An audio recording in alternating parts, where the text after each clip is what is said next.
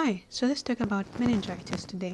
So just as the name suggests, meningitis is literally just an inflammation of the meninges, brain meninges. So causes of meningitis can be classified as either infectious or non-infectious. And the most common causes are usually infectious causes where we have bacterial, viral, and fungal or TB. And the most common causes in bacterial are Strep pneumoniae and Neisseria meningitidis. These are the ones do occur, but rarely. Then viral causes, enteroviruses and HSV, and fungal. So TB, it's usually crypto or tuberculosis. So non-infectious, these autoimmune drugs, cancer. So clinical features of meningitis, it's a classic triad of fever, neck stiffness, and headache. And in infants, they usually present with irritability, bulging fontanelles, poor feeding, and even hypotonia where they have weak muscles.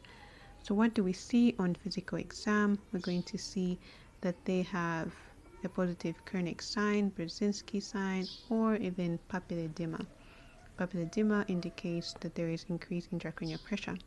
So other symptoms may be photophobia, they're too sensitive to light, they may have seizures, altered mental status.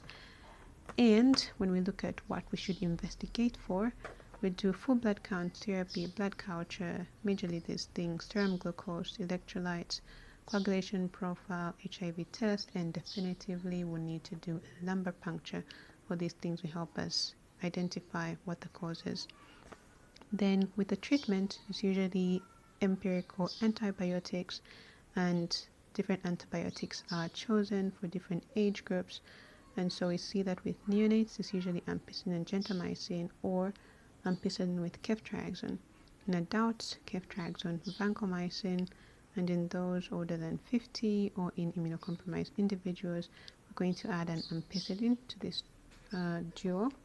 We add ampicillin to cover for listeria. Then adjunct treatment, we give DEXA and also the RIPE therapy for TB. Supportive treatment is with the fluids and diuretics, just treat the symptom, make the patient feel comfortable. Complications, hearing loss, cognitive deficits, they may have seizures, hydrocephalus, or even death. So that is a summary of meningitis in a nutshell.